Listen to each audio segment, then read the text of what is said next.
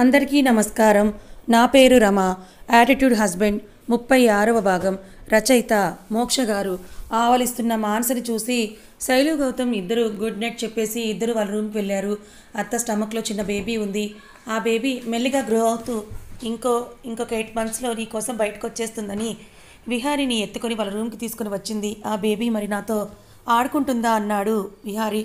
చిన్న బేబీ కదా, తనని నువ్వే ఆడించాలి. నువ్వేమో తనకంటే పెద్దోడివి కదా, తనకి ఏం కావాల్సిన అవి నువ్వే ఇవ్వాలి, సరేనా అంది. మరి మా అత్తయ్య మావయ్య మనతోనే ఉంటారా? ఇంకెక్కడికి వెళ్ళరు. ఎప్పుడు వాళ్ళు మనతోనే ఉంటారు అని డోర్ లాక్ చేసి వెనక్కి తిరిగిన మానసకి బెడ్ బాల్ కానుకొని కూర్చున్న నందు తనని రెప్పవేయకుండా చూస్తూ, ఇంత లేట్ ఏంటి మానస అని చాలా స్వీట్గా అడిగాడు. ఇప్పటికిప్పుడు ఇంత ప్రేమ అస్సలు నమ్మకూడదు అని నందుని చూసి అనుకుంటూ, వంటింట్లో అంత చక్కపెట్టి రావాలి కదా అని బాబుని కిందకి వదిలి, నందు నాకు బ్యాక్ పెయిన్గా ఉంది, మేబీ ఈ పరుపు బాగా పాతదవడం వలనో ఏమో, ఈ రాత్రికి నేను కింద పడుకుంటాను అంది. పడుకో అని ఒక కన్నింగ్ స్మైల్ ఇచ్చి తన ఒడిలో వాలిపోయిన విహారీని చూస్తూ జుట్టుని చేర్లతో దువ్వుతూ, చూడు నీ మొండితనం వల్ల ఈరోజు ఎంత పని అయిందో.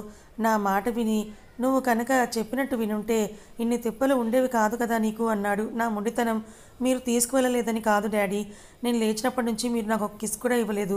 నేను గుడ్ మార్నింగ్ చెప్పినా పట్టించుకోలేదు, అందుకే ఏడుపు వచ్చేసింది అన్నాడు కళ్ళు నలుపుకుంటూ. వాడిని అలా చూడగానే అటు మానసకి ఇటు నందుకి ఇద్దరికి ముద్దొచ్చేశాడు. బ్యాక్ పెయిన్ అని చెప్పిన అబద్ధం కూడా మర్చిపోయి మానస నందు పక్కకు చేరిపోయి వాడి చుట్టూ చెయ్యి వేసి, కన్నా బ్రేవ్ పీపుల్ అలా కంటతడి పెట్టరు అని చెప్పానా, అయినా అత్త కూడా వచ్చేసింది కదా, ఇంకెందుకు ఆ ఏడుపు అంది. ఆ మాటకి నందు బుర్రలో ఏదో ఐడియా తొలిచింది. విహు నాన్న, నీకు అత్త అంటే ఇష్టం లేదా అని ఆశ్చర్యం నటిస్తూ అడిగాడు. చాలా ఇష్టం. ఎందుకలా అడిగారు అన్నాడు వాళ్ళ నాన్న కళ్ళలోకి చూస్తూ. మరి అత్త ఇన్నేళ్ల తర్వాత మన ఇంటికి వస్తే తన దగ్గర పడుకోకుండా ఈ రూమ్కి వచ్చేసావే అన్నాడు నందు. నోరెళ్ళబెట్టి చూసింది మానస అతన్ని. అయ్యో నిజమే కదా, మర్చిపోయాను అని నందుని చంపేసి దానిలో కోపంగా చూస్తున్న మానస మొహాన్ని తనకేసి తిప్పుకొని, నేను అత్త దగ్గర వెళ్ళి పడుకుంటాను అన్నాడు. అక్కర్లేదు, రేపు పడుకోవచ్చులే, ఈ రోజుకి ఇక్కడే పడుకో అని అంది మానస. నీకు నిజంగానే అత్త అంటే ఇష్టం లేదు. పాపం అత్తకి నువ్వంటే ఎంత ఇష్టమో తెలుసా. నువ్వేమో అత్తను ఒంటరిగా వదిలేసి ఇలా సెల్ఫిష్గా మమ్మీ కోసం వచ్చేసావు అన్నాడు. నాన్న, విహు కోసం అక్కడ మామయ్య ఉన్నాడు కదా, డాడీ అలాగే అంటారు, నువ్వు పడుకో అని బలవంతంగా పడుకోపెట్టి వీపు మీద జో కొట్టింది మానస. మమ్మీ నిన్ను వదిలి ఆఫీస్కి వెళ్తే తను నిన్ను ఇంకో మమ్మీలా చూసుకునేది, నువ్వేమో తన దగ్గర మామయ్య ఉన్నాడని వదిలేసి వచ్చేస్తావా అన్నాడు నందు. అలా వాళ్ళ అమ్మ నాన్న ఇద్దరు డిస్కషన్ విన్న తర్వాత విహు వాళ్ళ నాన్నతో, అయితే మమ్మీని ఈ నైట్ మీ దగ్గరే పడుకోబెట్టుకుని జాగ్రత్తగా చూడండి, నేను అత్తను చూసుకుంటాను అని విహారీ బెడ్ మీద నుంచి ఒక గెంతుతో కిందకి దూకగానే నందు వాడి వెనకే వెళ్ళి డోర్ ఓపెన్ చేసి, ఎక్కువ కబుర్లు చెప్పకు, అత్త ఎంత ఎక్కువసేపు పడుకుంటే అంత మంచి బేబీ వస్తుంది అన్నాడు. ఓకే డాడీ అని బొటనవేలు చూపించి శైలు రూమ్కి వెళ్ళాడు. అమ్మయ్య, ఇన్నాళ్ళు మానస విక్కి నా గురించి ఏమనుకుంటున్నారా అనుకొని ప్రశాంతంగా నేను ఉండలేకపోయాను. ఇప్పుడు వాళ్ళకి నా మీద కోపం లేదని తెలిసిన తర్వాత మనసు చాలా తేలిగ్గా ఉంది అని శైలుని వచ్చి హక్ చేసుకున్నాడు గౌతమ్ ఇంక పడుకోవచ్చు కదా, చాలా టైం అయిపోయింది అని శైలు అతన్ని దూరం పెడుతూ ఉంటే, అసలు ఈరోజు నైట్ అంతా కూడా చాలా ఎక్స్పెక్టేషన్స్ పెట్టుకున్నాను, ఎవరు చెప్పినా వినేది లేదు అంతే అని తనని అల్లుకుపోతూ ఉంటే టక్ టక్ అని బయట నుంచి తలుపు తట్టిన శబ్దం. ఎవరొచ్చిందో కూడా పట్టించుకోకుండా శైలు మెడ వంపుల్లో గౌతమ్ పెదాలు అడ్డుతూ ఉంటే, వినిపించలేదా? ఎవరో వచ్చినట్టున్నారు అండి అని అంది. కాసేపు ఆగితే వాళ్ళే వెళ్ళిపోతారులేండి, రా అని శైలు పెదాలు అందుకోబోతుంటే మళ్ళీ తలుపు తట్టిన శబ్దానికి మానస అయి ఉంటే, ఒక క్షణం ఉండండి, మాట్లాడి పంపించేస్తాను అని శైలు తలుపు తీయపోతే, నువ్వాగు, నేనే వెళ్తాను అని డోర్ తీసి చూస్తుంటే అతను చూడకుండా అతని కాళ్ళ దగ్గర నుంచి లోపలికి వచ్చిన విహారీ అత్త అని శైలు కాలు చుట్టేశాడు. వాడు వచ్చింది చూడని గౌతమ్ డోర్ వేసేసి, ఇవన్నీ మీ అన్నయ్య పనులు అయ్యే ఉంటాయి, ఎవరైనా ఆనందంగా ఉంటే అస్సలు ఓర్వలేడు అంటూ లోనికి వచ్చిన గౌతమ్ శైలు ఒళ్ళు కూర్చొని కబుర్లు చెప్పుకుంటున్న విహారీని చూసి, ఒరేయ్ ఆఫ్ టికెట్, నువ్వెప్పుడు వచ్చావురా అని అన్నాడు. నువ్వు డోర్ ఓపెన్ చేయావు కదా, అప్పుడే వచ్చేసాను, త్వరగా డోర్ వేసేయి మావయ్య, మళ్ళీ దోమలు వచ్చేస్తున్నాయి, పడుకుందాం అని అన్నాడు విహారీ. పిల్లరాక్షసుడా, గౌతమ్ పళ్ళు నూరుకొని, నువ్వు మీ బాబు దగ్గర పడుకో అని అన్నాడు. నువ్వు వెళ్ళి పడుకో, నేను మాత్రం ఇవాళ అత్త దగ్గరే పడుకుంటాను అని శైలు మెడచుట్టు చేతులు ఉయ్యాలు వేసి ఊగుతున్న వాడిని చూసి చిరెత్తుకొచ్చింది గౌతమ్కి. ఏడుస్తున్నట్టే, నువ్వైనా అర్థం చేసుకోవచ్చు కదే నా బాధని అన్నాడు శైలు కేసి చూసి. నన్ను అన్ని సంవత్సరాలు పస్తులుంచినప్పుడు లేదేంటి, అనుభవించండి అని కిసుక్కు నవ్వుతున్న శైలుని చూసి రాక్షస జాతే మీది అని టవల్ భుజాన వేసుకున్నాడు గౌతమ్. అదేంటి, ఇందాక కదా స్నానం చేశారు అన్న శైలు మాటకి నీకు అర్థం కాదులే, నేను ఇప్పుడు షవర్ బాత్ చేయాలి అని వెనక్కి తిరగకుండా సమాధానం చెప్పి వాష్రూమ్కి వెళ్ళిన గౌతమ్ని చూసి ముసిముసిగా నవ్వుకుంది శైలు. బాబుని బయటకు పంపించిన తర్వాత నందు డోర్ గడియ పెట్టేసి మానస్ దగ్గరికి వచ్చి తన వంక చూసి నవ్వుతూ ఉంటే ఆ నవ్వుకు భయపడి బెడ్ మీద దిండుని ఒడిలోకి లాక్కొని గట్టిగా పట్టుకుంది మానస.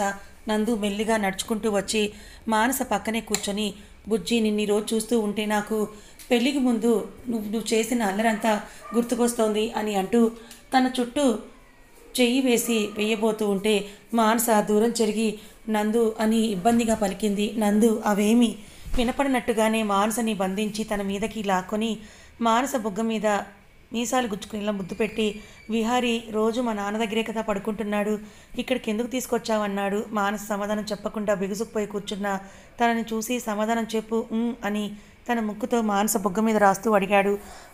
వాడు మీతో పడుకుంటాను అంటే తడబడుతూ చెప్పింది మానస.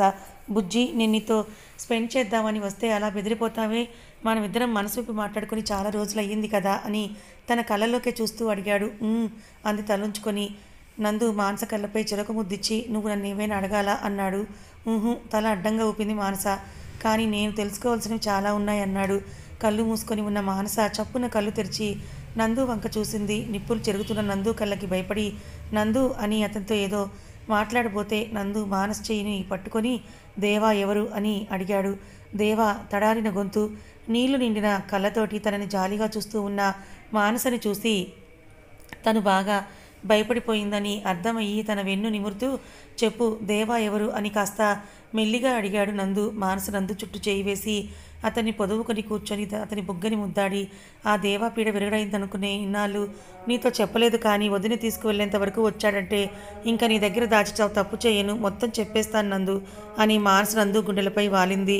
కొన్ని సంవత్సరాల క్రితం ఆఫీస్ నుండి వచ్చిన గౌతమ్ మానస్ చేతిలో ఒక లెటర్ పెడుతూ, రేపొద్దున 9 గంటలకి నీకు ఇంటర్వ్యూ ఉంది, నీ సర్టిఫికేట్స్ అన్నీ తీసిపెట్టుకో అని అన్నాడు.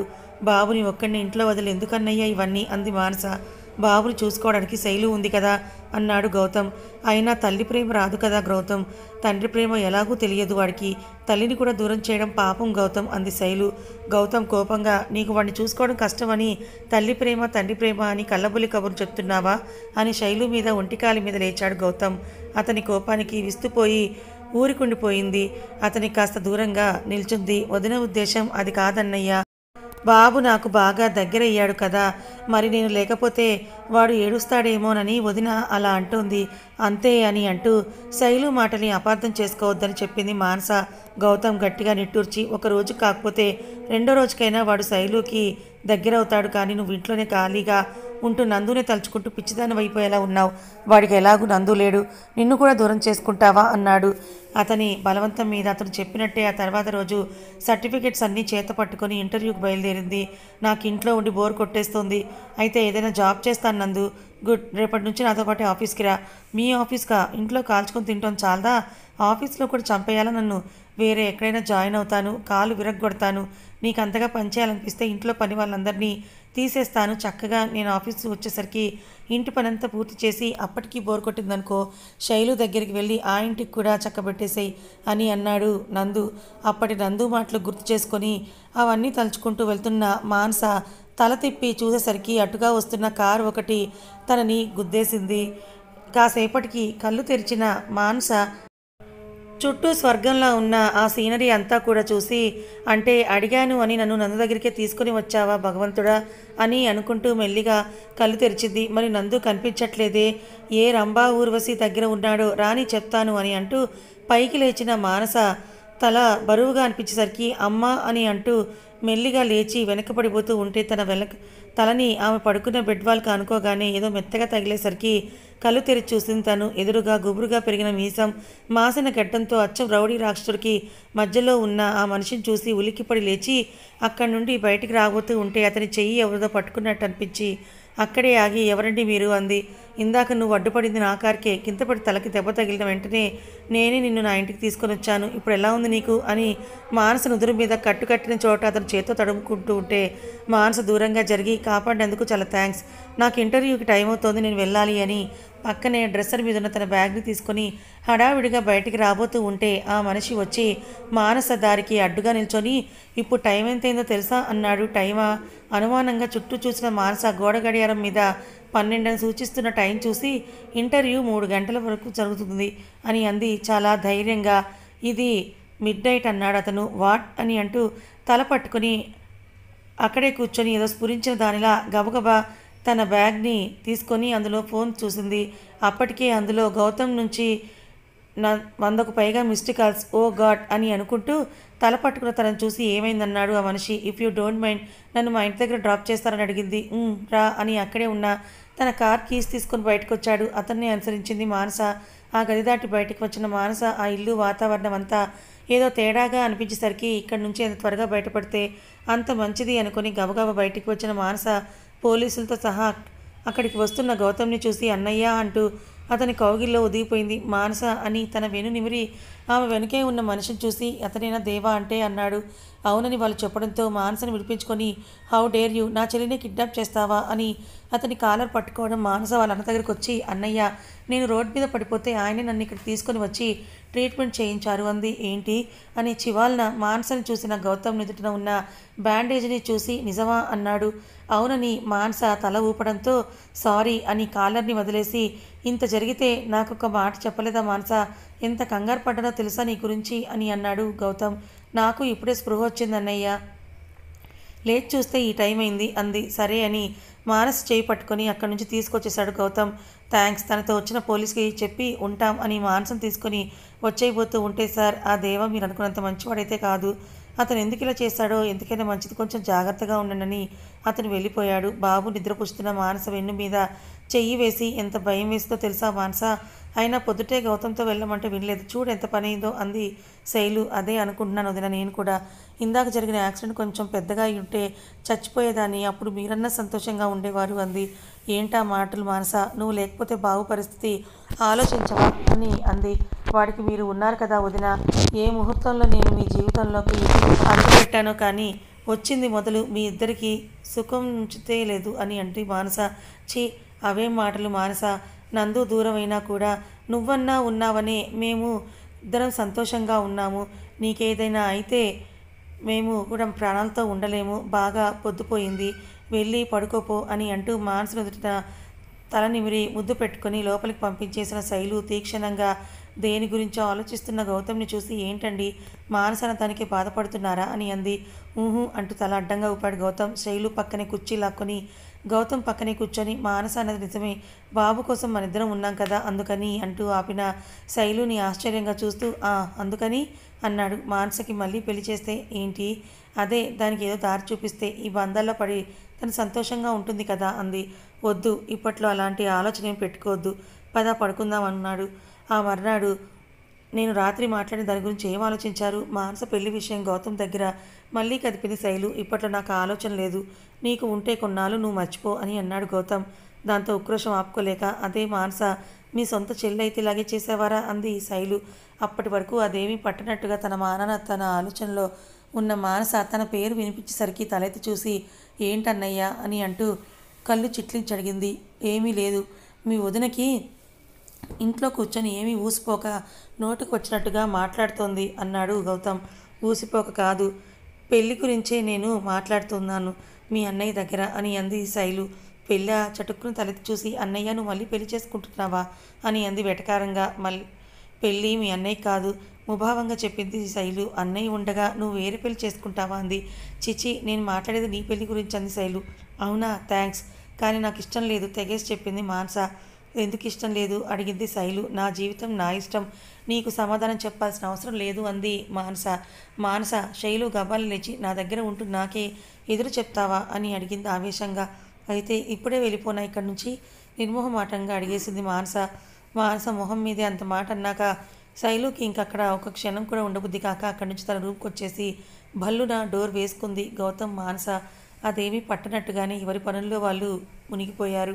కాసేపటికి కోపం చల్లారిన తర్వాత బయటికి వచ్చిన శైలు మానస బాబుని భయపెట్టి బెదిరించి భోజనం తినిపించడం చూసి తనకి ఒళ్ళు మండింది. మానస్ చేతిలో ఉన్న బాబును తీసుకొని పిల్లల్ని కనడం కాదు పెంచడం కూడా రావాలి అని అంటూ సనుగుతూ వాడిని భోజనంకి గిన్నెని పట్టుకొని బయటికి వచ్చేసింది. మానస వాళ్ళిద్దరిని అలా చూసి నవ్వుకొని వేరే పనిలో పడిపోయింది. ఏం కన్నా రోజు కుదురుగానే ఉంటావు కదా, ఇవాళ ఏమైందిరా అని శైలు వాడిని బుజ్జగిస్తూ భోజనం నోటి దగ్గర తీసుకొస్తే వాడిని దాన్ని వెనక్కి నెడుతూ, అత్త నువ్వు పమ్మీర్ బాబర్ మసాలా చేస్తావు కదా బాగా అని అన్నాడు వచ్చిరాని పలుకులతో. శైలుని అడిగాడు. అప్పుడు గుర్తొచ్చిన శైలుకి అంతకు ముందు రోజు టీవీలో మీ ఇంటి వంట ప్రోగ్రాంలో వచ్చిన పన్నీర్ బటర్ మసాలా కర్రీ ఒకసారి ట్రై చేస్తాను అనడం. అయ్యో మర్చిపోయినానా, ఈ ఒక్క పూటకు తినేస్తే సాయంత్రానికి నీకు నీ పమీర్ బాబర్ మసాలా చేస్తానే అని శైలు కూడా మాట ఇచ్చాక వాడు తినలేదు. సాయంత్రం అన్నయ్య ఆఫీస్ నుంచి వచ్చేటప్పుడు తీసుకురామంటే సరిపోతుంది, పని కట్టుకుని నువ్వు వెళ్ళడం ఎందుకు అని శైలుని కసిరింది మానస. నీతో మీ అన్నయ్యతో పెట్టుకుంటే ఏ పని అవ్వదు, నాకు కాళ్ళున్నాయి, నేను నడవగలను అని గొప్పగా చెప్పి ఇంటి నుంచి స్టార్ట్ అయింది శైలు. మానస వెళ్తున్న శైలుని చూసి అన్న పొగరంతా ఇక్కడే ఉంది అని నవ్వుకొని బాబు మాటల్లో పడిపోయింది. ఎప్పుడు లేంది నువ్వు అమ్మాయి కోసం ఇలా ఆలోచిస్తున్నావేంటన్నా అని రాకింగ్ చైర్లో కూర్చున్న మానసను తలుచుకుంటూ ఉన్న దేవాని తనలో తను నవ్వుకుంటున్న తనని చూసి అడిగాడు తన మనిషి. దేవా చేతిలో గన్ను అటు ఇటు తిప్పుతూ, ఏమోరా అదే నాకు అర్థం కావడం లేదు, ఆ అమ్మాయిని చూస్తే నాకు పెళ్లి వయసు వచ్చిందేమో అని గుర్తుకొచ్చేస్తుంది అన్నాడు. రావడం ఏంటి, ఇంకొన్నాళ్ళు ఆగితే వెళ్ళిపోతుంది కూడా. వాళ్ళల్లో ఒకడు దేవాకి వినపడకుండా అనుకున్నాడు. ఇష్టపడితే పడ్డావు కానీ పెళ్ళయి ఒక బాబు కూడా ఉన్నా ఆ అమ్మాయిని ఎందుకు ప్రేమించావన్నాడు ఇంకొకడు. పెళ్ళైతే ఏంటి, దాని మొగుడు బ్రతికిలేడు కదా, వీడోని పెళ్లి చేసుకోవడం తప్పేంట్రా, అలా చేసుకొని నేను అమ్మాయికి ఒక మంచి లైఫ్ ఇస్తున్నాను కూడాను అన్నాడు దేవా. మరి ఆ బాబు సంగతి, వాడినేం చేస్తావు, వాడిని చంపేస్తావా అన్నాడు ఒక మనిషి. చీ గలీజ్గా చిన్నపిల్లాన్ని చంపుతానేంట్రా, వాడిని నా కొడుకు లెక్కే చూసుకుంటా అని అన్నాడు దేవా. అందరూ నోరెళ్ళబెట్టి దేవాని చూస్తూ ఉంటే, ఏంట్రా అంతా అలా విగుసుకుపోయి మరి నన్నే చూస్తున్నారు అని అడిగాడు దేవా. కరెంట్ షాక్ కొట్టిన కాకులు లెక్క మీ వదిన పడేయడానికి నాకు ఒక ఐడియా చెప్పండి అని అన్నాడు. గన్ని ట్రిగ్గర్ దగ్గర పట్టుకొని దాన్ని గిరిగిరా తిప్పుతూ దేవా. వదిన ఒకేసారి అందరూ ఆశ్చర్యంగా అన్నారు. నేను మీకు అన్నయ్యే అయితే తను మీకు వదినే కదా అని అన్నాడు దేవా. అన్న నా దగ్గర ఒక ఐడియా ఉంది, వదిన నడిచి వచ్చే దారిలో 1 కేజీ కొబ్బరిని పోసి దెబ్బకి జారి పడుతుంది, చిన్నప్పుడు స్కూల్లో మా మాస్టర్ కొట్టాడని నేను ఇదే చేస్తానన్నాడు ఒకడు. ఆహా మా నాయన ఎంత మంచి ఐడియా ఇచ్చావురా అని ఒక్కసారిగా వాడి మీదకి కోపంగా లేచి గన్ తలకు గురిపెట్టి, పడేయడం అంటే కింద పడేయడం కాదురా, ప్రేమలో పడేయడం, తూ ఎదవల్లారా అన్నాడు. అయితే నువ్వంటే వదినకి ఎంత ఇష్టమో తనకి ఒక కవిత రాసి ఇవ్వన్నా అన్నాడు. కవిత, కత్తి దూసేది వచ్చు కానీ కవితలు రాయడం అంటే అయోమయంగా వాడి వంక చూశాడు దేవా. వాళ్ళంతా కూడా ఒకరి మొహాలు ఒకరు బొర్రలు ఒక్కుంటూ చూసి, ఛీ మీలాంటి వెధవలు నా దగ్గర పనిలో పెట్టుకున్నాను చూడు, నన్ను నేను చెప్తూ కొట్టుకోవాలి అని నేనే ఏదో ఒకటి ఆలోచిస్తాను, కానీ మీరు ఈలోపు వదినకి ఏ లోటు రాకుండా చూసుకోండి అని తన గదికి వెళ్ళి తలుపేసుకున్నాడు. పెన్ను పేపర్ ముందు పెట్టుకొని అరగంట పాటు ఆలోచించిన దేవాకి ఏదో తట్టి చిన్నగా నవ్వుకొని పేపర్ మీద రాయడం మొదలుపెట్టాడు. అలా ఇంకొక అరగంట పూర్తయిన తర్వాత ఆ పేపర్ని మొత్తం కూడా నింపేసి ఒక రూమ్కి వెళ్ళాడు దేవా. ఈ కవిత చదివింది అంటే మానస దెబ్బ కళ్ళు తిరిగి పడిపోతుంది అని అనుకుని చేతిలో పేపర్ పట్టుకొని తన రూమ్కి వెళ్ళాడు. ఆ చిమ్మ చీకట్లో కూడా లైట్ వేసుకోకుండా బెడ్ని తడుముకుంటూ వెళ్ళి బెడ్ మీద కూర్చొని దాని మీద చలనం లేకుండా పడుకున్నాం చేతిని తన చేతిలోకి తీసుకొని ఆ లెటర్ తన చేతిలో పెట్టబోయేవాడు కాస్త ఆగి ఎందుకో ఆ కవిత తనకి తానే చదవాలనిపించి మడిచిన ఆ పేపర్ని తెరిచి అందులో అతని స్వహస్తాలతో రాసింది చదవడం మొదలుపెట్టాడు. కొలెస్ట్రాల్ అంటే కొవ్వు, నువ్వే నా లవ్వు, నీ పెదాలపై నవ్వు, నీ తలలో పువ్వు, ఎలా వర్ణించాలి హవ్వు అంటూ సగం కవితను చదివిన దేవాకి అతని కవిత అతనికే విరక్తి వచ్చిందేమో. మరుక్షణంలోనే ఆ పేపర్ని మడిచిపెట్టి లైట్ ఆన్ చేసి చూశాడు. మాన్స్ ఉంటుందనుకున్న అతను అక్కడ శైలుని చూడగానే కెవ్వున ఒక కేక వేశాడు. ఆ అరుపు కులికిపడి లేచిన శైలు కూడా దేవాని చూడగానే DTS రేంజ్లో గట్టిగా అరిచింది. మాన్స్ని తీసుకురమ్మంటే నిన్ను తీసుకొని వచ్చారా వెధవలు, కోపంగా పళ్ళు నూరి మీరెవరు అన్నాడు. కాస్త తేరుకున్న శైలు దేవాకేసి భయంగా చూస్తూ నేను మానస వదినండి అని తడబడింది. ఓ మీరు మానస వదిన, ఐఎమ్ సో సారీ అండి, నన్ను మీరు తప్పుగా అనుకోవద్దు, నేను ఇప్పుడే మా మనిషిని పెట్టి మిమ్మల్ని ఇంటి దగ్గర డ్రాప్ చేయిస్తాను అని నా గురించి మీరు తప్పుగా అనుకోకండి అని అన్నాడు దేవా. నొచ్చుకుంటున్న అతన్ని చూసి షాక్ అయ్యి అలాగే అతన్నే చూస్తూ ఉండిపోయింది శైలు. మీకు వెహికల్ రెడీ చేయించాను, రండి నాతో అన్న దేవా మాటలకి ఏదో యాంత్రికంగా వచ్చి కారులో కూర్చున్న శైలుతో, నాకు మానస అంటే ఇష్టం, మీ అందరి ఇష్టంతో తనని పెళ్లి చేసుకోవాలనుకుంటున్నాను. బాబు గురించి కూడా మీరు ఆలోచించొద్దు, వాడిని నా కొడుకుగానే చలామణి చేస్తాను. మీరు నా నిర్ణయం మానసతో చెప్పి తనను ఒప్పిస్తారనే ఆశతో మీకు ఇదంతా చెప్పాను. ఇది నా కార్డ్, మానస అభిప్రాయం కనుక్కొని నాకు కాల్ చేయండి అని మానస్ చేతిలో విజిటింగ్ కార్డు పెట్టి డ్రైవర్కి కార్ తీయమని సైగ చేశాడు దేవా. నేను ముందే చెప్పాను కదా సార్, వాడు ఒక నరరూప రాక్షసుడని. వాడి బుర్రలో ఒక ఆలోచన తొలిచిందంటే అది అమలు చేసేంత వరకు నిద్రపోడు. మిడిల్ క్లాస్ వాళ్ళ ఉన్నారు. నా మాట విని ఊరు వదిలి ఎక్కడికైనా వెళ్ళిపోండి సార్ దూరంగా. శైలు ఇంటికి తిరిగి వచ్చిందని పోలీస్ స్టేషన్లో ఫైల్ చేసిన కంప్లైంట్ని వాపస్ తీసుకోవడానికి వెళ్ళిన గౌతమ్ ఆ కానిస్టేబుల్ చెప్పిన మాటకి మరేమీ మాట్లాడకుండా మౌనంగా ఇంటికి వచ్చేశాడు. ఇంటికి వచ్చిన తర్వాత శైలు మానస్తో దేవ తనని ఇష్టపడుతున్న విషయం గురించి చెప్పగానే గౌతమ్ మరేమీ ఆలోచించకుండా, మానస మన బట్టలన్నీ ప్యాక్ చేయి, మనం ఊరు వెళ్తున్నాం అని అన్నాడు. ఊరా, ఎన్ని రోజులకి అని అడిగిన మానస్తో, ఎన్ని రోజులకు కాదు, అక్కడే ఉండటానికి, త్వరగా ఆ పని చూడు అని హుకుం జారీ చేశాడు గౌతమ్. ప్రజెంట్ అదే జరిగింది నందు. ఆ తర్వాత నేను ఎప్పుడూ ఆ దేవాన్ని చూడలేదు. మళ్ళీ ఇన్నాళ్ళకి వాడి పేరు వినడం ఎందుకు వచ్చాడంటారు అని ఏదో తీక్షణంగా ఆలోచిస్తున్న నందుని అడిగింది మానస. నిన్ను ఎత్తుకుపోవడానికేమో మొహంలో ఏ భావం లేకుండా అన్నాడు నందు. నాకు ఇది చాలా ఎగ్జైటింగ్గా ఉంది నందు. నేను కావాలి అంటూ ఒకడు వస్తుంటే, నేనున్నాను అంటూ నాకు మీరు పక్కనే ఉన్నారు. నేనంటే ఎందుకో అబ్బాయిల్లో అంత క్రేజ్ అంటూ ముందుకి వెనక్కి ఊగుతున్న మానసం చూసి పిచ్చి లేచింది నందుకి. ఇందుకు కదా ఈ పిచ్చిదాన్ని నందు తిట్టేది. వెళ్ళిపోతే వెళ్ళిపోవే, ఆ రౌడీగాడితో నీకు వాడికి సరిపోతుందన్నాడు నందు. చిచ్చి, అవేం పాడు మాటలు, మీరుండగా నేను మరొకరితో వెళ్ళిపోవడం అపచారం అపచారం అంటూ గుండెల మీద తడుముకున్న మానసకి పుస్తకాల తాడు కనిపించకపోయేసరికి సూటిగా చూస్తున్న నందుకేసి ఒక వెర్రి నవ్వు ఒకటి నవ్వి, ఇందాక స్నానం చేస్తూ అది వాష్రూమ్లో ట్యాప్కి తగిలించాను అని అంటూ ఒక ఉదటన బెడ్ దిగి వాష్రూంలోకి పరిగెత్తి మంగళసూత్రం తెచ్చుకొని తన మెడలో వేసుకుంది. తను వచ్చేసరికి కాలు బార్లా చాపుకొని పడుకున్న నందుని చూసి, అప్పుడే పడుకున్నారేంటో అని పెదవి విరిచి వెళ్ళి అతని పక్కనే పడుకుంది మానస. తన స్పర్శ తగలగానే నందు కూడా మానసకి తిరిగి తన చుట్టూ చేయి వేసి దగ్గరికి లాక్కున్నాడు. మానస నందు చేతిని పట్టుకొని నందు అని పిలిచింది. అన్నాడు. ఇప్పుడు ఆ దేవా వదిన్ని ఎందుకు తనతో తీసుకెళ్లాడు అని అడిగింది మానస. నీకెందుకే అవన్నీ, నోరు మూసుకొని పడుకో అని కసురుకున్నాడు. నేను మాత్రం అన్నీ మీకు చెప్పేయాలి అని కసురుకొని, నందు షెల్ ఐ కిస్ యూ అంది. ఏంటి నీ బాధ అని మానసని తన మీదకి లాక్కొని ఇంకా నోరెత్తే ఛాన్స్ ఇవ్వకుండా తన పెదాలు అందుకున్నాడు నందు. నిషా రూమ్లో పడుకున్న సంజన 12 అయినా కూడా నిద్రపోకుండా ఫోన్లో విక్కీతో కబుర్లు చెప్పడం చూసి, ఈ విక్కీ గడికి కూడా అమ్మాయి సెట్ అయింది, ఇంకా నా బ్రతుక్కే ఎవరూ లేరు, నా జీవితంలో అసలు పెళ్లి గీత ఉందో లేదో అనుకుని కళ్ళు మూసుకుంది నిషా.